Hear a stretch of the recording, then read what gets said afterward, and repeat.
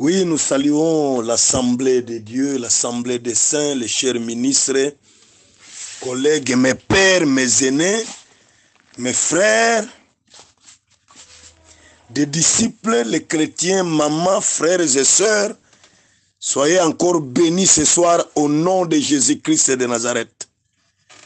C'est votre esclave. Je bénis le Saint-Esprit pour notre rencontre et les jours où nous allons mettre une virgule pour notre serment qui nous a été demandé de faire et de parler sur les solides fondements. Nous avions introduit hier, pour nous on pensait qu'aujourd'hui on doit développer et demain on va conclure, mais malheureusement nous sommes soumis à un pasteur rigoureux dans le forum, autrement appelé administrateur. Il vient de dire que nous allons chiter ce soir. Et en chitant, nous allons chiter avec la vie éternelle. Prions Dieu. Saint-Esprit, quand tu es à nous, c'est pour parachever l'œuvre que celui qui est venu en chair n'a pas terminé. Voilà pourquoi nous abandonnons ce moment que nous allons passer avec tous les saints ensemble entre tes saintes mains. La Bible dit tout ce qui se trouve dans la paume de ta main ne peut jamais être dévoré par un autre roi. Protège-nous, sécurise-nous, circoncis-nous, ajoute-nous l'intelligence et la force de parler aux saints pour l'appel que tu nous as établi. Que le diable s'éloigne de moi afin que le Saint-Esprit soit au contrôle de toutes choses. Au nom de Jésus-Christ. Amen. Je vais lire d'abord 2 ou 3 textes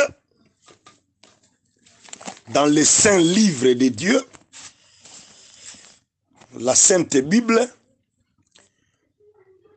Le sujet, comme je l'ai dit dans mon introduction avant la prière, c'est le solide fondement.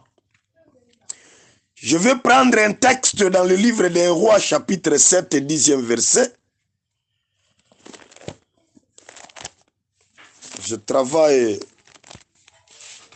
avec coupure du courant. Supportez-moi, nous sommes déjà faibles des yeux. 1 Roi, chapitre 7. Nous y sommes déjà. Le 10e verset seulement. Je lis au nom de Jésus-Christ. La Bible dit, où nous lisons l'écriture. Il n'y a pas de polémique que la Bible ne dit pas.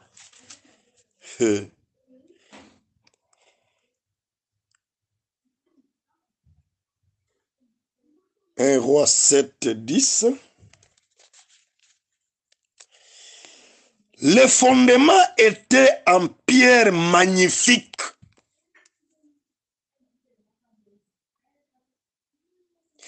Et de grandes dimensions.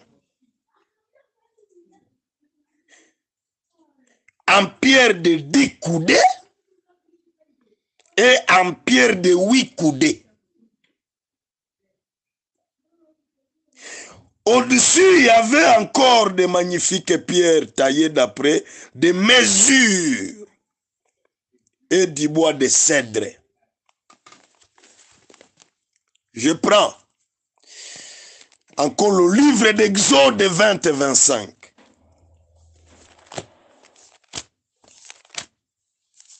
Exode 20, 25e verset. Je lis au nom de Jésus-Christ. Si tu me lèves un autel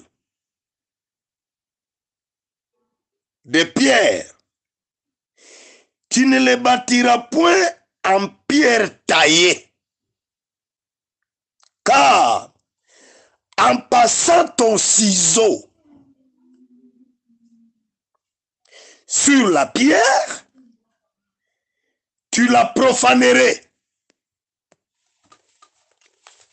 Que le Saint-Esprit ajoute les explications. Nous avions lu le premier texte bien-aimé dans le Seigneur, dans le livre des Rois 7 et 10. La Bible nous dit le fondement qu'on a établi avec des pierres magnifiques. Autrement dit, toute pierre qui est cachée, foncée, construite dans les fondements, quelle que soit sa couleur, on a appelé ça une pierre magnifique. C'est-à-dire, quelle que soit la dose, le poids, la souffrance d'une règle doctrinale, chez nous les saints, cette règle reste magnifique. C'est une parole comme pierre. Maintenant, la Bible dit, il y avait des catégories de pierres magnifiques. Il y avait les pierres de 10 coudées et il y avait les pierres de 8 coudées qui constituaient le fondement. Je ne suis pas docteur, moi. Je suis mes 2 pieds sur la terre comme apôtre. Si nous regardons, lorsqu'on parle de pierres de 10 coudées ou de 10 mètres dans le langage actuel, nous voyons un peuple qui a reçu un commandement à 10. C'est Israël. En Israël, Israël était dirigé par la loi. C'est-à-dire le chiffre 10 peut symboliser cette loi qui le dirigeait. Pas seulement la loi. Israël était aussi dirigé par les prophètes.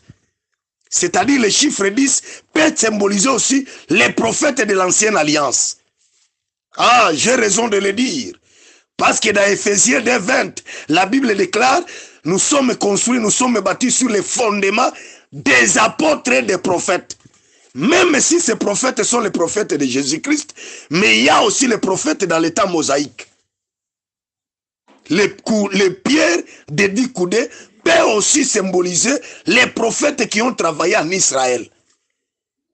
Les pierres de 8 coudées, moi je prends le chiffre 8 ici, pas par rapport à un chiffre qui vient après 7, mais par rapport à la circoncision. Parce qu'en Israël, l'enfant, quand il atteint le 8e jour, on doit l'amener pour le circoncire. Voilà, l'enfant comme une pierre, être taillé comme la circoncision. Nous voyons directement que les pierres de chiffre 8 typifient les apôtres, la nouvelle alliance, où les gens sont nés de nouveau. Et là, nous comprenons que les fondements qui avaient les 10 pieds, les pierres de 10 coudées et les pierres de 8 coudées n'est rien autre que les fondements des apôtres et des prophètes. C'est une couleur, comme le dit toujours mon ami. Maintenant, la Bible nous dit, lorsqu'on construit les fondements, on bâtit les fondements avec les pierres de 10 ou de 8 coudées. Je suis allé consulter la Bible dans le livre d'Exode 20-25. La Bible dit, lorsque vous allez construire un hôtel, qui est l'image des fondements, solide fondements, attention, récupérez les pierres dans le sens naturel de la pierre, sans être taillé, que les ciseaux ne passent pas sur la pierre qui va constituer ou qui est constituée une pierre de l'autel. Autrement dit, cet autel, c'est la doctrine, c'est le solide fondement. Les pierres qui sont sur l'autel, qui ne sont pas passées par les ciseaux, c'est les paroles et les règles doctrinales qui sont immodifiables, quelle que soit la souffrance. Parce que l'apôtre Paul, dans d'autres versions, il dit, les derniers jours, par la démangeaison d'entendre des choses agréables, les gens ne supporteront pas la saine doctrine. Là, c'est Louis II. Quand vous consultez un autre écrivain, il vous dira, les gens ne souffriront pas de la saine doctrine. C'est-à-dire, la saine doctrine, c'est aussi une souffrance. J'aime ça. C'est aussi une souffrance. Et les pierres ou les règles doctrinales sont immodifiables, quel que soit le porteur de ciseaux. Lorsque vous arrivez sur une pierre qu'on doit utiliser, qui a été utilisée sur l'autel, ton ciseau n'a rien à faire comme modification. On a dit, ne tressez pas les cheveux, ne tressez pas les cheveux. C'est antidoctrinal. On a dit, ne portez pas de bijoux, ne portez pas de bijoux. C'est antidoctrinal. On a dit, le port de bagues dans les mariages, antidoctrinal. Ça n'a pas un soubassement. Les longs cheveux, c'est antidoctrinal. Je ne saurais pas lire toutes les écritures. Si le long cheveux a été interdit, la barbe aussi, dans la doctrine, ce sont des cheveux. Mais aujourd'hui, vous trouverez des ministres, de la même manière, Joseph Kabila a laissé de longues barbes, et vous trouvez des prophètes et des docteurs avec des longues barbes comme John Maranga. Les gens on les appelle comment? Les postolos, dans l'évangile éternel. Un ministre m'en a même parlé, non?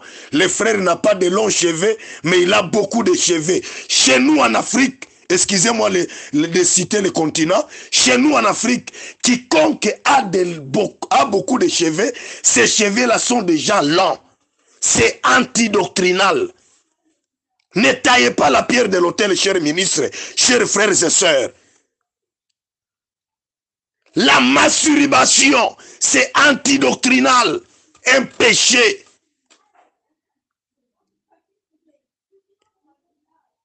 La conception ou soit la grossesse par sémination, c'est antidoctrinal. Une sœur qui livre son ventre, on l'introduit des sperme de quelqu'un pour qu'il puisse porter la grossesse et enfanter l'enfant. Si cela était possible, le Seigneur devrait nous autoriser dans la Bible. Comme il n'y a pas un soubassement antidoctrinal, mourir sans enfant n'est pas un péché. Mais mourir dans les péchés, c'est un péché. Avortement forcé, antidoctrinal. Tresse de cheveux, port de bijoux, port de perruques, antidoctrinal.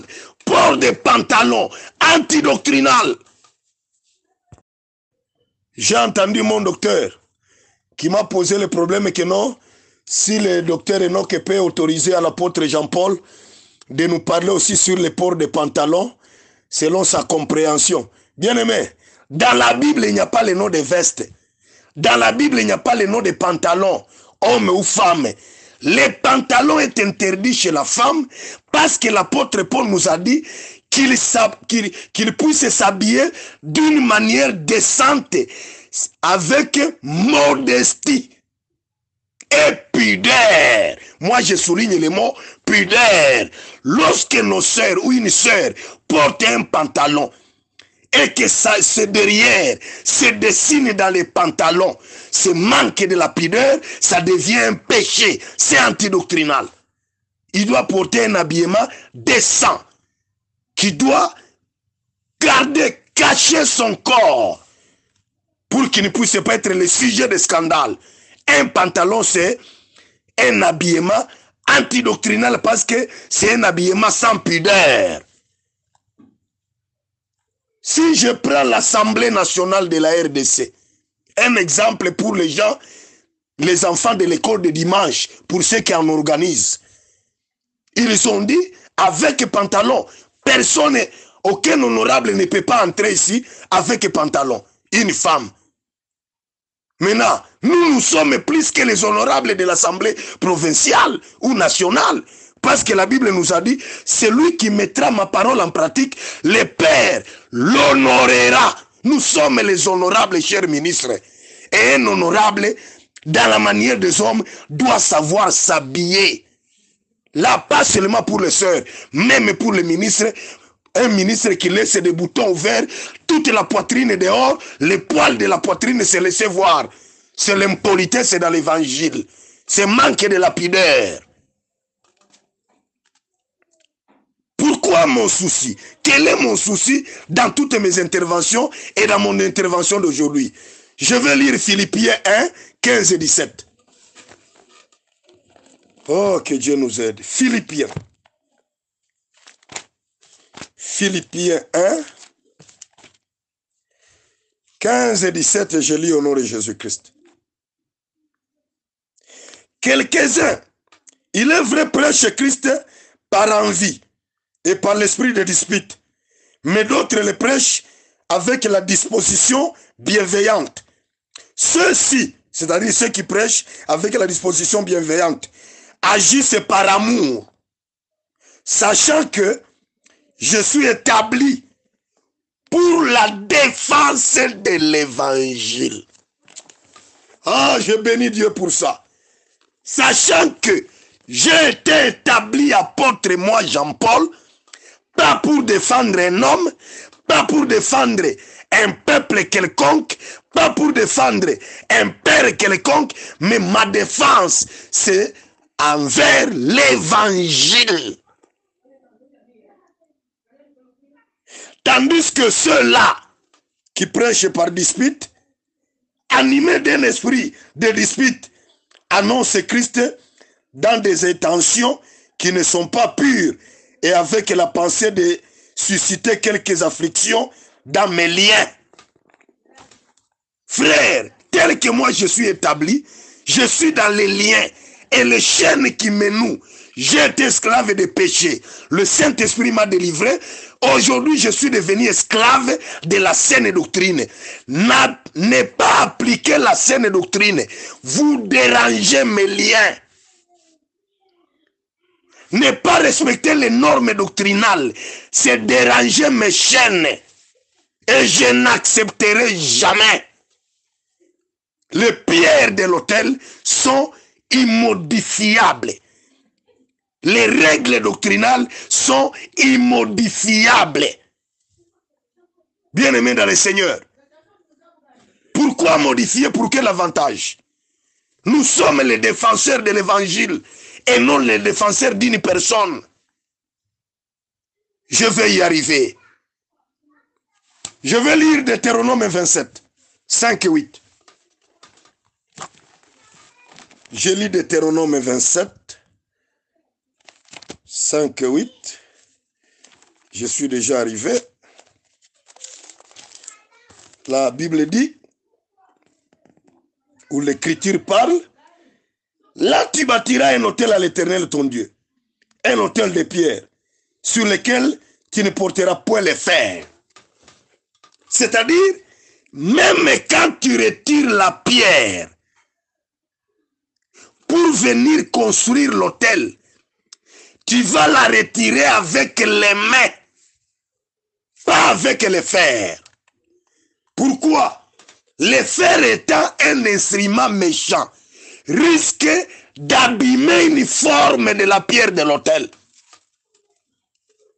Autrement dit, l'intelligence humaine n'a rien à apporter sur un principe doctrinal. La vie que nous menons n'a rien à apporter comme modification sur les principes doctrinaux. Nous devons les prendre dans la Bible, les prêcher dans les prendre dans les épîtres, les prêcher dans l'assemblée, les prêcher au sein, tels que les apôtres et les prophètes nous ont recommandé. Ne révélez pas les points doctrinaux. N'interprétez pas les principes doctrinaux. Il reste tel que les apôtres nous les avaient donnés et nous devons les appliquer. Christ, ce n'est pas seulement les dollars. Quand on vous donne la dîme, là vous êtes content. Christ aussi, c'est souffrir dans la parole. C'est souffrir grâce à l'évangile. Pas comme un bandit, mais à cause du Christ. Si vous souffrez, votre récompense sera grande. Et parmi les grandes récompenses, c'est l'enlèvement. C'est l'enlèvement, mes frères. Voilà les soucis qui nous animent. C'est pour que tout le monde soit sauvé, y compris moi-même Jean-Paul. Je fais un effort de ne pas régresser, de ne pas tomber. C'est pourquoi nous sommes en train d'assujettir notre corps. Les besoins sont là, créés par le diable. Mais nous sommes en train de faire un bon combat. Les combats spirituels que les autres disent, combat spirituel, ça ne peut pas se faire d'abord dans l'église, ça doit se faire dans mon corps. Et si l'autel qui doit être construit avec les pierres non taillées, que nous appelons la saine doctrine, la doctrine de Christ, la doctrine des apôtres, l'enseignement des apôtres, que je lise les textes, frères. Aujourd'hui, je vais beaucoup lire parce que c'est intéressant. 1 Timothée 6, 3, 7.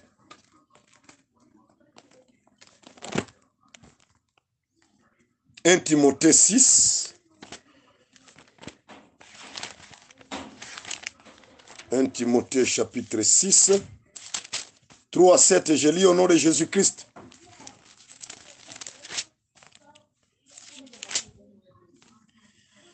Si quelqu'un enseigne des fausses doctrines, c'est-à-dire il a commencé à tailler les pierres de l'autel, et ne s'attache pas aux saines paroles de notre Seigneur Jésus-Christ et à la doctrine qui est selon la piété, pas une doctrine verbale, elle est accompagnée de la piété.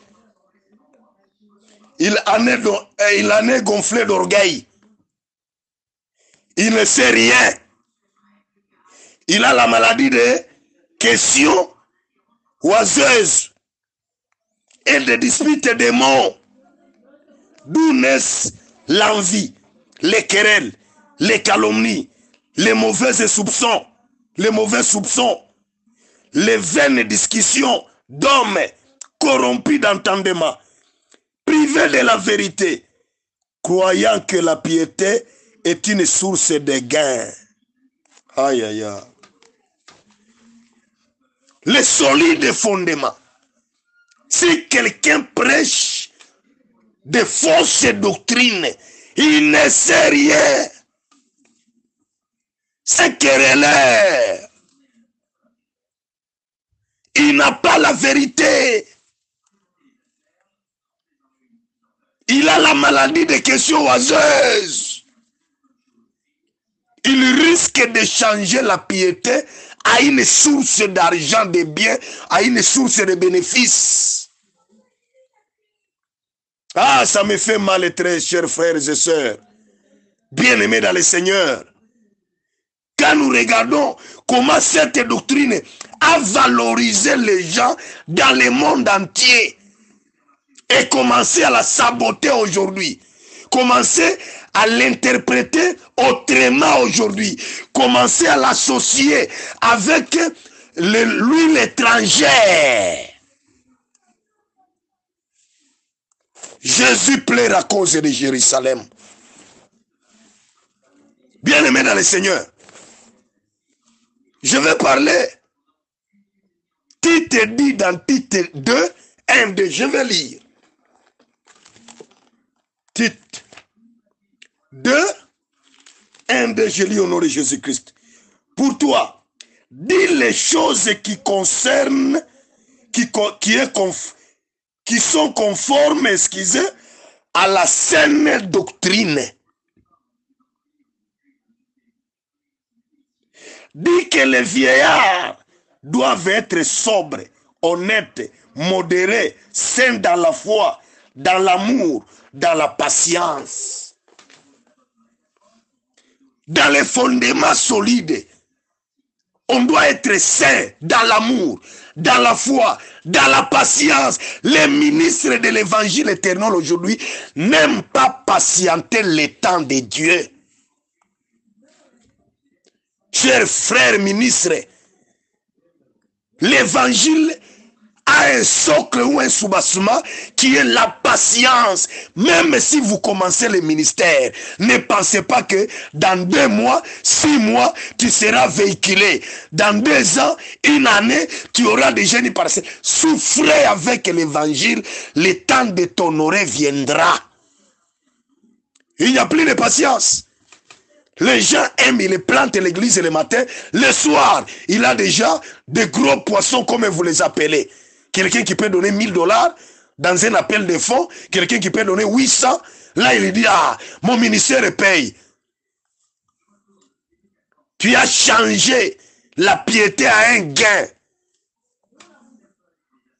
Et là, rien ne m'empêcherait même de dire aux ministres missionnaires aujourd'hui, qui circulent dans tous les pays du monde, si vous le faites par un zèle amer, vous serez condamnés. Parce qu'il y a des gens aujourd'hui, au lieu de travailler pour qu'ils gagnent la vie, qu'ils gagnent l'argent, ils disent que nous devons faire le voyage évangélique en pensant que, en passant des églises en église, il va trouver beaucoup d'argent pour s'enrichir. Non! Le zèle est amer. La mission n'est pas saine. Tout ce qu'on doit faire, nous devons le faire avec patience, avec amour. Qui ne souffre pas ne se réjouit jamais. C'est un principe que j'ai déjà pris dans mon ministère. Qui ne souffre pas ne se réjouit jamais. On n'a pas raison d'enseigner une autre doctrine. Écoutez. Quand je regarde très bien, pour le respect de la doctrine, l'apôtre Paul dit dans 1 Corinthiens 3:10, comme un sage architecte, il a déjà posé les fondements. Et nous d'aujourd'hui, nous sommes en train de bâtir dessus. Que chacun regarde la manière, j'aime ça, et je bénis Dieu pour ça. Docteur, quelle est ta manière de bâtir sur les fondements? Pasteur, quelle est ta manière de bâtir sur les fondements? Apôtre, quelle est ta manière de bâtir sur les fondements? Évangéliste, pasteur, la manière que vous êtes en train de bâtir, avec de l'or, avec des pailles, l'œuvre de chacun sera consumée, passera par le feu. Si ton œuvre est consumée, tu manqueras la récompense. Tu manqueras la récompense. Quelle est ta manière de bâtir sur les fondements aujourd'hui? Nous regrettons et nous sommes en train de regretter parce que la doctrine n'est plus dans les bouches des ministres. La doctrine n'est plus la vie des ministres. La saine doctrine reste toujours les côtés des sœurs. Elle supporte, elle se soumet, mais les ministres sont devenus des extraterrestres. Pour eux, la pratique de la parole ne les concerne pas. En respectant la doctrine, je vais énumérer quelques points qui peuvent nous aider dans la marche, dans les ministères, dans la marche, dans la vie chrétienne, dans la marche, dans les assemblées des saints. Le respect de la doctrine. Le solide fondement a comme fruit l'amour fraternel.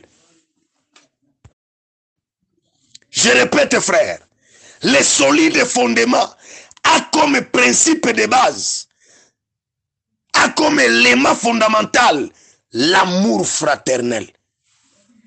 Je vais lire un texte. L'amour fraternel. Je lis le livre de Job, chapitre 38. Je lis le livre de Job, chapitre 38.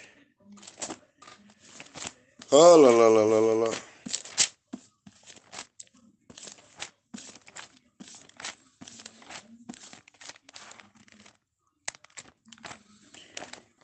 Je dois prendre le frère Job.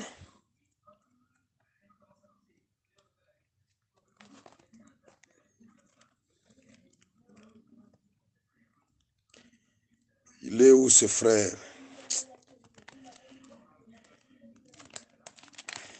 L'Éternel demande à Job que Job, si mets ta ceinture, si tu es intelligent, je vais t'interroger et tu me répondras.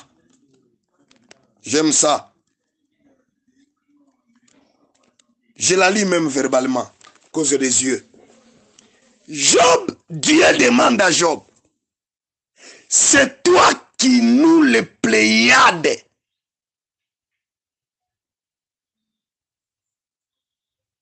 C'est toi qui nous et qui met le... Mon téléphone. Je risque de mentir à l'écriture au lieu que je puisse la lire convenablement. Parce que mauvaise lecture aussi va produire la mauvaise interprétation. Je sais qu'il y a des ministres qui sont très forts, qui attendent qu'il y ait une erreur pour dire « Ya, il a fait ceci ».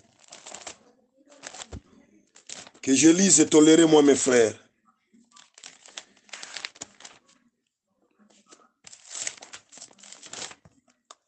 Job, c'est après Néhémie. Ok. Job 38.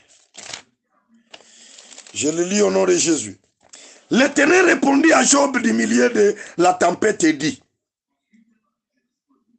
c'est terrain. Non. Qui est celui qui obscurera mes desseins par des discours sans intelligence? Saint terrain comme un vaillant homme. Je t'interrogerai et tu m'instruiras. Là, je pars directement et vite vers le verset 31. Il dit ceci. Nous-t-il les liens de Pléiades? Ou détaches-tu les cordages de l'Orient? J'avais dit que je ne suis pas dans la marche doctorale. Je suis un apôtre. Que les docteurs me supportent. Dieu demande à Job, quand les Pléiades, autrement dit, 7 étoiles qui sont unies par un cordon, c'est toi qui les unis par ce cordon? Quand l'Orion, plusieurs étoiles qui montrent une image dans les cieux, sont rassemblées par un cordon, par les cordages, c'est toi qui as le pouvoir de détacher ces cordages. Qu'est-ce que je comprends? Selon ma compréhension, dans une couleur, les Pléiades, qui sont les 7 étoiles, c'est aussi un peuple. L'Orion, qui est la multiplicité des étoiles, c'est aussi un autre peuple. Là, je vois Israël comme Pléiade et je vois les nations comme Orion. Ça, c'est une couleur que j'ai prise. Maintenant, dans tout, et que ça soit dans les Pléiades, et que ça soit dans l'Orion, suivez là où je vais vous amener. Il y a les cordons qui les unissent. D'une manière révélationnelle. Les cordons qui nous unissent aujourd'hui, c'est la vérité, c'est la parole de la vérité. Mais dans le sujet doctrinal, les cordons qui nous unissent aujourd'hui, c'est l'amour fraternel. Quand on parle des étoiles, vous allez regarder dans 1 Corinthiens 15, 40 et 41, on parle, il y a des différents corps. Les autres sont des soleils, la lune, des étoiles, et même les étoiles se diffèrent par éclat. C'est-à-dire, qui dit étoile, voit les gens, voit les hommes, voit un peuple. Pléiade représente Israël, peuple de 7. Orion représente les nations, plusieurs, le nombre est limité. Maintenant, ils sont unis par les cordons dans les solides fondements. L'amour, c'est un soubassement qui doit nous amener à l'unité de la foi. Mais aujourd'hui, nous prêchons la saine doctrine dans les lèvres. Les ministres, les chrétiens de l'évangile éternel, ils ne s'aiment pas. il n'y a plus l'amour, il n'y a plus l'unité. Dans le livre de Jean 13 et 35, que je lise rapidement, l'amour, comme le socle du fondement, comme la base solide du fondement. Je lis Jean 13 et 35. Si vous me voyez très rapide là, j'ai beaucoup de points à développer et je cherche à les terminer parce qu'aujourd'hui, je dois mettre une virgule. Jean 13, 35. Jean 13 et 35. Je lis au nom de Jésus-Christ. À ceci, nous connaîtrons que vous êtes mes disciples. Si vous avez de l'amour les uns pour les autres. Bien-aimés dans le Seigneur, si nous avons de l'amour les uns pour les autres, c'est le signe qui va témoigner que nous sommes les enfants de Dieu, les disciples de Christ. L'amour. On ne peut jamais parler des fondements de la saine doctrine en épargnant l'amour. Voilà pourquoi Tamar, quand elle a compris que il faut que je sois caractérisé par l'amour, lorsque elle a demandé au roi, Juda, si tu me connais, que me donneras-tu? Le roi dit, je t'enverrai un chevreau. Il lui dit, en attendant le chevreau, qu'est-ce que tu dois me donner comme gage? Il a cité 3. Le roi lui-même ne savait pas ce qu'il doit lui donner. Là, l'importance c'est de la prière. Tamar a dit, donne-moi les seaux, les bâtons et les cordons. Les seaux comme le Saint-Esprit, que nous devons en avoir. Il y a des gens qui sont ministres aujourd'hui, qui n'ont jamais reçu le Saint-Esprit. La réception, les sceaux de la régénération, le Saint-Esprit comme sceau, le Saint-Esprit comme don, est nécessaire, c'est l'un des éléments du fondement solide. On peut t'apprendre comment interpréter les Écritures. Si tu n'as pas le Saint-Esprit, tu le feras comme les copier-coller. En toi, on ne sentira rien de contribution ministérielle individuelle. Les sceaux comme le Saint-Esprit, les bâtons comme l'enseignement, les bâtons comme le pouvoir. Des ministres sans pouvoir du Saint-Esprit. La Bible dit, à tous ceux qui ont crié, on leur avait donné le pouvoir. Est-ce que tu as le pouvoir? Les bâtons qui séparent la mer Rouge. Je ne suis pas là, je gagne le temps. Troisième élément, Tamar a demandé à Juda les cordons. Selon Éphésiens, c'est la ceinture qui est l'image de la vérité, mais dans la doctrine, les cordons signifient aussi l'amour.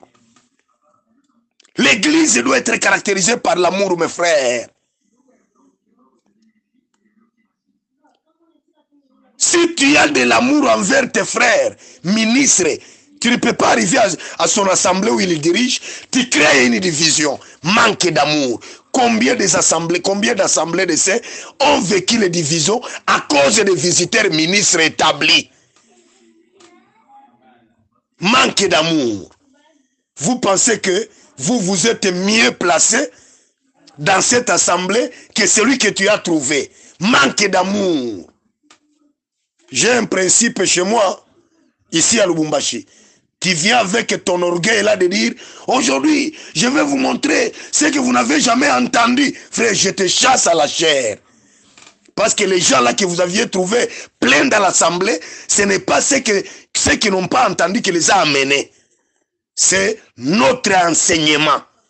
Et quand tu arrives dans une assemblée où tu es visiteur, sois poli et respecte celui que tu as trouvé là-bas ou ceux à qui tu as trouvé là-bas. Tu n'es pas le plus meilleur. Le plus meilleur, c'est le Saint-Esprit. Manque d'amour. Il y a aujourd'hui des divisions. Il y a d'empoisonnement. Manque d'amour. Il y a de la haine. Quelqu'un m'a écrit sur inbox et il me dit, il faut avoir de l'amour avec nos pères. Qui vous a dit que moi, Jean-Paul, je n'ai pas l'amour envers les pères? L'amour pousse à dire la vérité à ton frère. Ne soyez pas hypocrite. L'amour doit te pousser à dire la vérité. Bien-aimé, qu'on ne se cache pas les voiles, qu'on ne se cache pas la face plutôt. Nous devons avoir les soucis. Quand une bêtise se commet au sein des ministres, l'amour c'est le sanctionner. L'amour c'est lui dire la vérité. Je vais vous prendre un exemple de ce vieux Calot. Je le cite le nom même si vous refusez de le citer. Je vous donne son exemple à lui. Qui lui reconnaît là où le Seigneur l'avait tiré. Aujourd'hui, Calot a visité presque le monde entier à cause de l'évangile. Calot a des maisons en Europe, si vous ne connaissez pas. Il a une meilleure vie, il a des moyens. Ce n'est pas l'impudicité qu'il avait donné tous ces moyens. C'est la grâce et la parole est là. Comment Dieu a honoré cet homme dans le monde entier pour aujourd'hui qu'il puisse marcher sur la grâce, qu'il puisse piétiner la grâce. Il était sans véhicule, Dieu lui a donné des véhicules. Dieu lui a donné des vestes et des habits qu'il n'a jamais, qu'il ne pensait même pas qu'il portera. Il a visité l'Europe, il a visité tous les continents, si je ne me trompe pas. Et même là où il n'est pas encore arrivé, ses enseignements sont arrivés. Vous voulez que Dieu honore une personne de quelle manière? Mais aujourd'hui, à cause de l'impudicité, il vient de piétiner sur la grâce qu'il a élevée à ses rangs. Non, il doit être chassé de la communauté des saints. Il a débordé. Il a débordé. Il a débordé, Calot, il a débordé. Et nous devons le dire, tout haut, il doit être sanctionné, chassé de l'assemblée. Avec une impudicité qui ne se dit même pas chez les païens. L'amour nous pousse à dire la vérité. L'amour nous pousse à corriger les gens. L'amour n'est pas une faiblesse. L'amour n'est pas quelque chose de tolérance. La Bible dit, sans parti pris, la sanction doit être faite.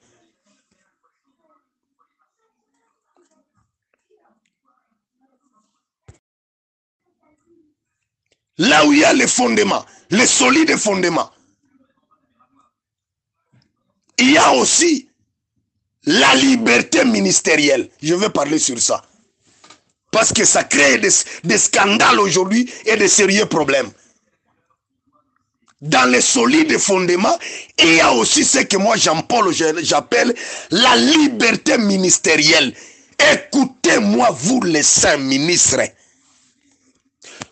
Quelle que soit la personne qui t'a mis les mains, quelle que soit la personne qui t'avait établi ministre, écoutez-moi et que cet audio puisse circuler partout dans l'oreille des ministres consacrés. Imposez les mains. Dès que tu es consacré, tu deviens serviteur du Saint-Esprit. Il y a une liberté qui doit te caractériser. On ne refuse pas les conseils des aînés. On ne refuse pas les enseignements des aînés. Mais étant établi ministre, tu dois te sentir libre de servir le Saint-Esprit. Comme je les ai dit, peut-être c'est une folie que les autres ne supporteront pas. Moi, je ne suis pas ministre de Dieu. Moi, je ne suis pas ministre de Jésus. Moi, je suis ministre du Saint-Esprit. Parce que dans Acte 13, la Bible dit, l'Esprit a dit expressement, mettez-moi à part. Celui qui a choisi Pierre, c'est Jésus. Pierre était ministre de Jésus. Mais celui qui nous a établis, nous, c'est le Saint-Esprit qui nous a mis à part. Et nous devons le craindre, l'obéir, se soumettre au Saint-Esprit. Tu es libre lorsque tu as reçu l'imposition des mains. Ne soyez pas esclaves des hommes. La Bible dit, il nous a appelés pour la liberté. Le respect envers les aînés, nous devons les respecter. Le respect envers les pères, nous devons les respecter. Mais une fois consacré, tu es indépendant. Voyez les églises aujourd'hui, comme l'a dit un apôtre que j'avais écouté, c'est l'apôtre Kassoaï, que les églises sont prises en otage. Jean-Paul a implanté une église à Likasi. Il veut que les ministres qui est déjà établi là-bas puissent se soumettre à toutes ces bêtises. Non, une fois établi ministre et que tu diriges une église, dirigez dans l'autonomie et dans l'indépendance parce que tu es déjà ministre et tu es libre. Visiter l'église implantée n'est pas un péché. Mais corrompre la morale et le moral de celui qui dirige, parce que toi tu l'as imposé les mains, ça devient un dogme. Ça ne fait pas partie d'un fondement, d'un solide fondement, ni de la saine doctrine. Laissez les églises évoluer dans l'indépendance. Laissez les églises dirigées par le Saint-Esprit. Petit à petit, vous commencerez à demander même les rapports, comme on le fait dans 30e. Chaque fin du mois, $50 par rapport à ce qui est entré dans l'Assemblée. Où sommes-nous maintenant les saints? Où allons-nous encore? L'église de Dieu. Comment les hommes nous ont pris en captif comme ça? Et tu es déjà ministre. Tu as même peur de dire le mal là où il faut dire le mal. Moi, tu viens ici à Lubumbashi, dans mon assemblée. Tu pêches dans l'impudicité. Avant que ton pasteur, avant que ton apôtre de Kinshasa ou ton docteur de Kinshasa soit saisi, je te livre entre les mains du diable. La liberté ministérielle. Il faut être libre, frère. Travailler avec l'appui du Saint-Esprit. Et non des mauvais conseils qui nous divisent. Nous sommes devenus des sectes aujourd'hui. Tout le monde. Je m'étonne quand quelqu'un a dit, non, tel frère n'est pas notre frère parce qu'il n'est pas de l'assemblée des saints. Moi, je vais m'étonner. Où est l'assemblée des saints aujourd'hui? Comme une communauté générale. Elle n'existe pas. Parce que Kalou avait son assemblée des saints. Le prophète Jean-Ouli a son assemblée des saints. L'apôtre Paul Colomoni a son assemblée des saints. Tout le monde. J'ai vu l'apôtre Aimé. Il a écrit Assemblée des saints de la raconte. C'est son assemblée des saints. C'est une autre communauté. C'est une autre église. Pourquoi tout cela est arrivé? À cause des dictatures des aînés. Ils veulent imposer même là où il n'y a pas imposé. Bien aimé, notre base c'est l'évangile éternel. Je le répète aujourd'hui, ce n'est pas le nom la assemblée des saints. La liberté, je souligne cela. Soyez libres dans l'exercice ministériel.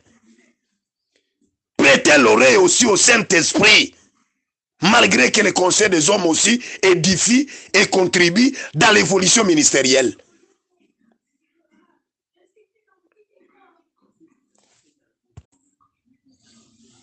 Dans les fondements solides, nous avons beaucoup d'écritures que nous sommes en train d'épargner l'Assemblée parce que nous sommes devant les gens qui connaissent la volonté de Dieu.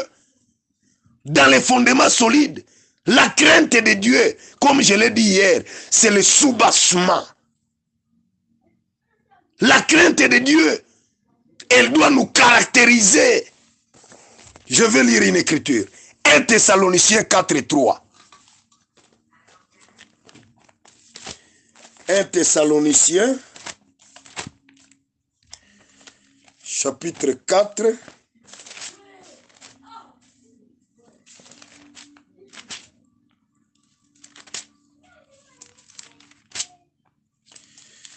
1 Thessaloniciens chapitre 4, 3e verset, je le lis au nom de Jésus-Christ. Ce que Dieu veut, c'est votre sanctification. Ce que vous vous absteniez de la débauche, autrement dit de l'impudicité. La Bible dit par l'apôtre Paul, ce que notre Dieu veut. Voilà le fondement de Dieu. Voilà la doctrine du Saint-Esprit. Voilà la doctrine du Christ. Voilà la doctrine de l'Église. Ce que notre Dieu veut, c'est notre sanctification. Il ajoute en disant,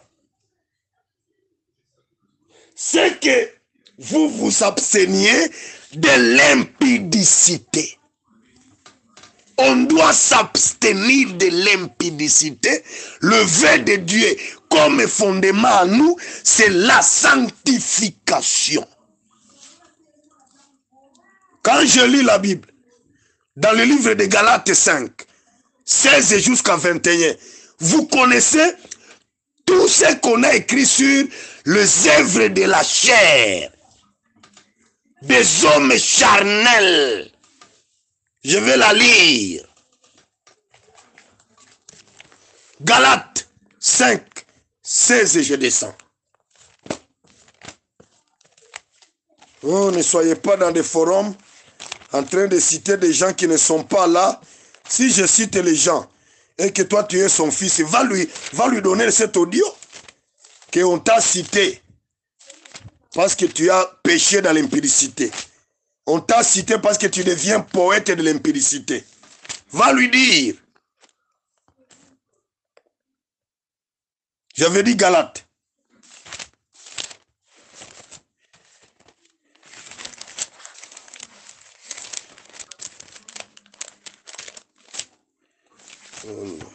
Qu'est-ce qu'il y a? Je lis Galates.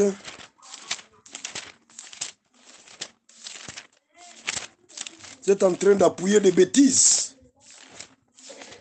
Des bêtises. Que même chez les témoins de Jéhovah, ils peuvent craindre de faire ça. Galates 5, 16, je descends. Je lis Galates 5, 16. Je lis au nom de Jésus-Christ. Je dis donc, marchez selon l'esprit. Et vous n'accomplirez pas les désirs de la chair. Nous comprenons aujourd'hui. Les gens qui ne marchent pas selon l'esprit, c'est ceux qui accomplissent leurs désirs de la chair comme les calots là. C'est parce qu'ils n'ont pas l'esprit et leur marche est charnelle. Ils ne marchent pas en esprit. Université 83, excepté les saints qui craignent Dieu, ça devient un repère de tout oiseau impur. C'est grave et regrettable. Marchez selon l'esprit et vous n'accomplirez pas les désirs de la chair. Car la chair a ses désirs contraires à ceux de l'esprit. Et l'esprit a des contraires à ceux de la chair. Ils sont en opposition entre eux. Afin que nous ne fassions point ce que nous voudrions. On dit, dans un même corps, nous trouvons un combat. La chair est dans la guerre avec l'esprit. L'esprit est en guerre avec la chair. Si je comprends très bien, c'est les deux enfants qui étaient dans le ventre de Rebecca, qui se tiraillaient dans le ventre, qui se disputaient dans le ventre. L'un dit je sortirai avant, l'autre dit je sortirai avant. Les combats de ces deux fils qui étaient dans le ventre de Rebecca, c'est ce que nous avons aujourd'hui. Mais il faut que l'autre là qui avait le cordon rouge à la main puisse remporter. Bien-aimé dans le Seigneur, la chair a ses désirs, comme l'impudicité, la pornographie, la masturbation. Je vais y arriver. Pour les ministres aujourd'hui qui sont plein de films pornographiques dans leur téléphone. Et ils n'aiment pas que leurs femmes puissent toucher leur téléphone. Race de vipères. Je vais y arriver, les œuvres de la chair. Car la chair a des désirs. Or, les œuvres de la chair sont manifestes ou évidentes. Ce sont la débauche. Vous êtes en train de faire une débauche par le téléphone avec une sœur. Je t'aime, ton corps a des secrets que les hommes n'ont jamais découverts. Débauché impudique. L'impureté. Vous êtes en train de vous masturber. Vous êtes impur. Dérèglement. Vous marchez à la contre. Vous êtes un déloyau qui n'aime pas respecter les principes. Idolâtre. La magie. Les rivalités. Tel n'aime pas tel. Des rivales, ce sont les œuvres de la chair. Je vais me poser à un docteur cette question. Pourquoi les ministres actuels n'aiment pas vivre ensemble? C'est l'esprit de la rébellion et l'esprit de la rivalité. On peut être tous ministres dans une même assemblée, frère. Les grâces se diffèrent. Il ne faut pas haïr votre frère ministre parce que vous remarquez une grâce supérieure à toi. Il faut l'aimer. Profitez de cette grâce pour inonder l'assemblée des saints. Il y a les églises aujourd'hui qui sont restées stériles parce que le pasteur ou l'apôtre qui dirige ou le docteur avait haï la grâce de tels, des rivales. Les querelles, la jalousie, les animosités, les disputes, les divisions, les sectes. Nous sommes des Colomoni, nous sommes des Jean Willy, nous sommes des Kiala, nous sommes des Kalo, nous sommes des Mustapha, nous sommes des Jean-Paul, nous sommes d'Abraham, nous sommes de Jean Bosco, nous sommes des Adélard. Les sectes, vous êtes dans les œuvres de la chair. Vous aviez sectarisé l'évangile par vos passions et par vos motifs impurs. L'envie. Vous voulez devenir millionnaire? Or, tu as commencé le ministère l'année passée. Vous voulez avoir des biens matériels comme celui qui a commencé 20 ans après.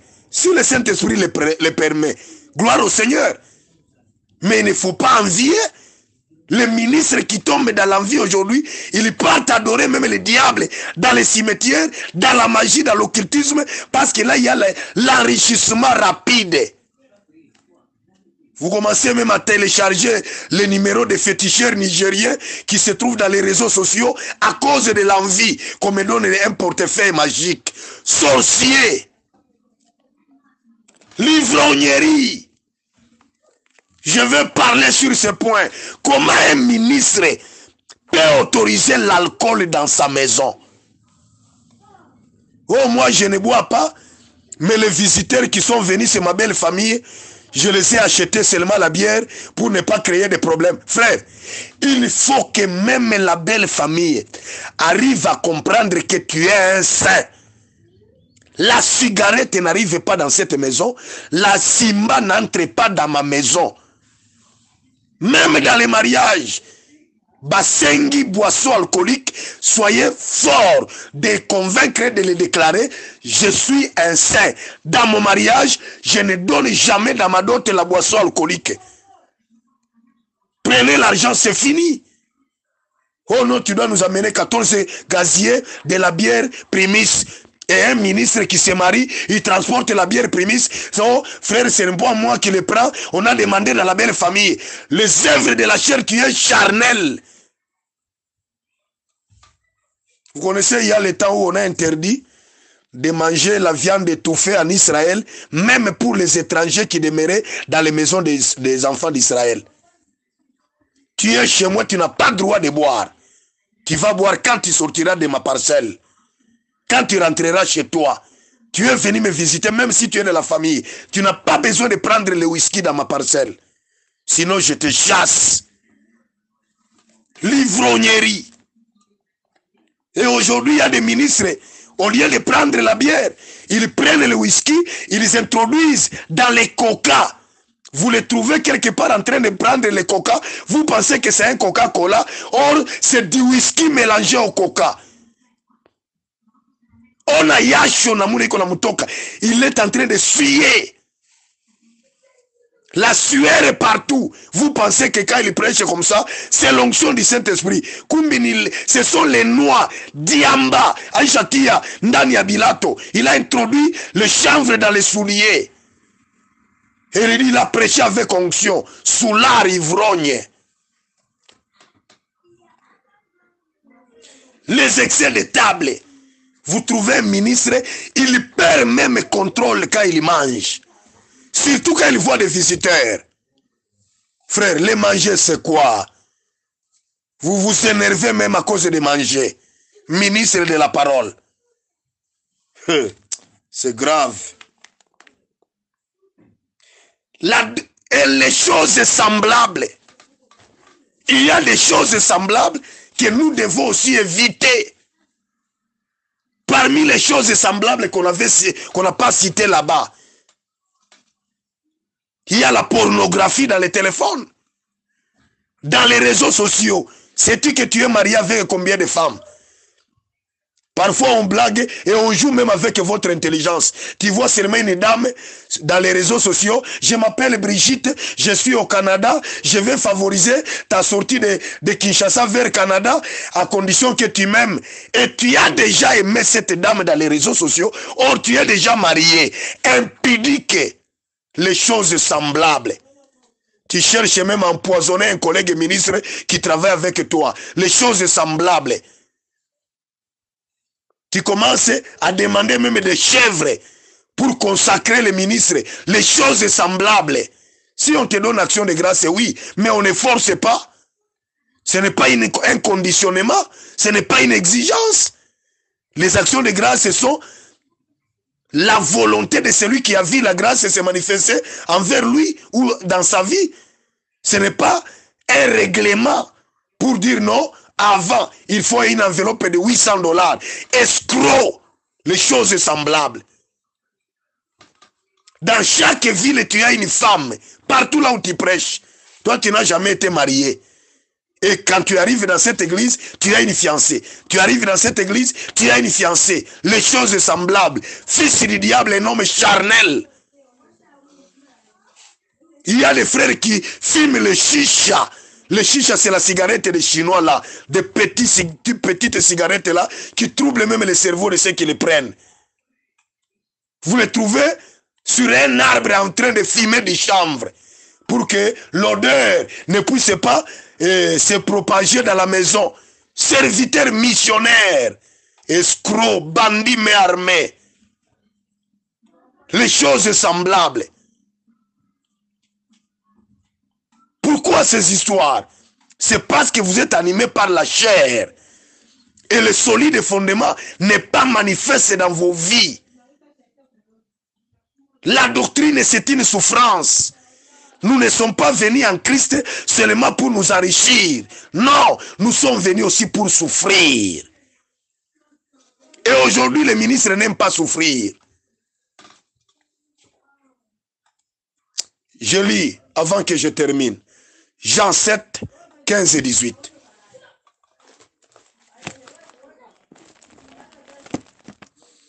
Jean 7, 15 et 18, je lis au nom de Jésus-Christ.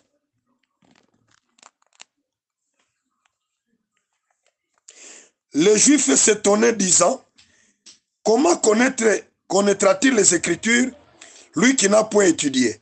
Jésus leur répondit, ma doctrine n'est pas de moi, mais de celui qui m'avait envoyé. Si quelqu'un veut faire sa volonté, il connaîtra si ma doctrine est de Dieu. Oui, je parle de mon propre chef. Ou, non. Ou, si je parle de mon propre chef, celui qui parle de son propre chef cherche sa propre gloire. Mais celui qui cherche la gloire de celui qui l'a envoyé, celui-là est vrai. Et il n'y a point d'injustice à lui. Bien-aimé, la doctrine ici ne vient pas des hommes. C'est la doctrine de celui qui nous a envoyés. Le respecter fait aussi partie de notre gloire. Aujourd'hui, les ministres commencent à se fatiguer avec les solides fondements. Il y a un pasteur ou des pasteurs ou des apôtres que leurs femmes ont un don de chanter. Aujourd'hui, le fondement est changé. La sœur commence à faire chanter dans l'assemblée des saints. Nzambe malambo ambeli. La louange rassemble. Sœur Déborah va nous faire chanter. Nzambe malam en caricature. La doctrine est de Dieu. Et nous devons la prêcher. Même si les gens s'étonnent d'elle, nous devons la soutenir. Regardez les aventuriers partout. Quelqu'un n'a reçu jamais le baptême. Il n'a jamais reçu l'imposition des mains. Mais il circule le monde entier, de pays en pays, en s'appelant ministre.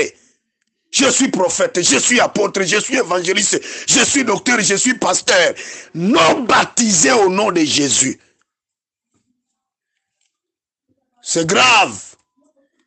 Voilà la conséquence aujourd'hui. Des gens qui étaient non baptisés.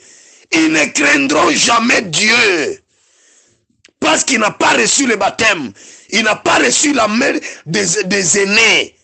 C'est difficile pour que le Saint-Esprit se communique avec un tel type. Il restera charnel jusqu'à sa mort. Ils sont parmi nous, mais ils ne sont pas les nôtres. Oh non, moi je ne vois pas l'impact ou l'importance de l'imposition des mains. Voilà maintenant, comme tu ne vois pas l'impact ou l'importance de l'imposition des mains. Aujourd'hui, tu es victime de toutes sortes de péchés, L'imposition des mains comme solide fondement, base doctrinale, sauve, protège, guérit, communique un pouvoir dans quelqu'un. Maintenant, regardez les dangers. Je vais taper un bois sur les fourmis. Je sais que vous allez me critiquer, me murmurer. Celui qui t'a imposé les mains est un impudique d'origine. Là, j'aime que le ministre me réponde à cette question. Celui qui t'a imposé des mains, c'est un magicien. Je prends un exemple.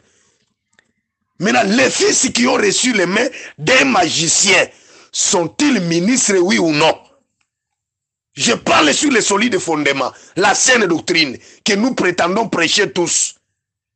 J'ai entendu mon prophète Jean-Willy que je bénis en passant parce que le courage qu'il a reçu, c'est rare de trouver chez les ministres à leur rang d'avoir ce courage de dénoncer le mal. Il a dit, le seul péché qu'il a commis dans son appel ministériel, c'est le fait d'imposer les mains par précipitation sans consulter le Saint-Esprit. Oui, c'est bien de reconnaître cela et le Saint-Esprit vous bénit pour cette déclaration. Maintenant, moi, je pose la question à tous les saints. Je ne demande pas au prophète Jean-Willy, je demande à tous les ministres. Maintenant, les ministres là, qui étaient imposés les mains par précipitation, sans consulter le Saint-Esprit, sont-ils demeurés ministres ou ils doivent renoncer à ces ministères pour que leur père puisse les réimposer les mains? Parce que quand un père réclame comme ça, je crois, moi Jean-Paul, qu'il connaît même la liste de ces gens-là qu'il a imposé les mains par influence des hommes ou par précipitation. Maintenant, quel serait l'avenir de ces ministres qui ont reçu les noms? Papa, nous sommes dans la saine doctrine. Je suis un apôtre, je fais mon travail. Vous nous aviez dit que notre évangile, c'est le pourquoi, le comment et le quand. J'accepte ça. Maintenant, je vous demande, quel sera le sort de ces ministres qui ont reçu les mains sans consulter le Saint-Esprit? C'est grave. C'est grave. Ministère. Et aujourd'hui, ils sont là. Peut-être il manque même le pouvoir. Ils n'ont pas les bâtons à la main. Il manque le Saint-Esprit. Il manque une puissance. Parce que c'était par un arrangement humain. Par un raisonnement charnel. Venez, comme tel t'as pas accepté, viens chez moi. Je cherche beaucoup de disciples pour que ma lignée soit allongée. Je t'impose les mains. Tu es docteur. Et aujourd'hui, on vient d'énoncer que c'est l'un des péchés qu'il reconnaît dans son ministère. Quel sera l'avenir des gens qu'on a imposé les mains sans consulter le Saint-Esprit? Parce qu'une bonne imposition des mains, le Saint-Esprit doit parler. C'est une question. Vous voulez me répondre, que Dieu vous bénisse. Vous n'avez pas de réponse, que Dieu vous bénisse. Le Saint-Esprit les répondra à son temps. La saine doctrine, nous devons la vérifier, la mettre en pratique en commençant dans nos maisons, dans notre propre vie, dans la vie de nos femmes, dans la vie de nos enfants, dans la vie de ma famille, jusqu'à ce qu'elle doit avoir lieu dans l'église du Seigneur. L'apôtre Paul a demandé, si quelqu'un ne connaît pas diriger sa propre maison, comment sera-t-il en mesure de diriger l'église de Dieu? Sa propre maison, il a échoué à diriger. Et puis vous voyez, j'ai toujours remarqué, ça c'est une remarque, je ne dis pas que j'ai trouvé ça dans l'écriture, j'ai toujours remarqué, quand un ministre se marie avec sa femme dans un village, et le Seigneur, le Saint-Esprit le fait la grâce d'aller vivre dans une ville, le ministre commence à voir sa femme ne vaut rien, il faut qu'elle trouve une femme adaptée dans cette ville-là. Tu es impudique. Tu vis dans le péché, un divorce mental. C'est un péché, c'est une fornication, c'est une impudicité, c'est de la débauche. J'ai beaucoup de choses à énumérer pour ce qui concerne le respect de la saine doctrine. Mais le temps nous manque. Une histoire à faire, à prêcher, à enseigner pendant une année, pendant 2 mois, pendant 3 mois, le faire dans 2 jours, c'est impossible. Ce que j'ai oublié de dire par rapport au fondement, ceux qui viennent après moi, il y a encore 4 apôtres, ils vont achever. Je vous bénis, je vous aime, je vous embrasse et je dis que Dieu vous bénisse. Quiconque entendra mes audios ici, je demande au Saint-Esprit de lui accorder un cœur de la repentance. Nous demandons la vie de la sanctification. Dans tous les niveaux, sanctifiez-vous, sinon la vengeance de Dieu est à la porte. Pas seulement sur la terre, sanctifiez-vous, le son de la trompette ne tardera plus. Sanctifiez-vous pour que vos ministères soient accompagnés d'une puissance du Saint-Esprit. Un ministère associé au péché n'a jamais été un ministère d'onction. Le Saint-Esprit agit, le Saint-Esprit guérit, le Saint-Esprit délivre. Mais pourquoi toi tu n'es pas utilisé par le Saint-Esprit? Tu restes seulement dans les explications des Écritures. Or Paul a dit, l'enseignement que je vous donne, ce n'est pas seulement en parole, c'est avec le Saint-Esprit, avec une puissance. Parce que tu vis dans le péché, répands-toi. Et à cause des niveaux de la grandeur de tes péchés, va consulter un ministre. Sans honte, déclarer que j'ai péché, j'ai commis l'impudicité. Énumérer les filles même que tu as commis l'impudicité avec dans ton église locale. Dans les voyages missionnaires, combien de femmes tu as fait engrosser et tu as fait avorter? Répands-toi, c'est la solution. L'orgueil t'amènera à l'enfer, mais l'humilité précède la gloire de l'enlèvement. Je vous bénis tous. Au nom de Jésus-Christ. Amen.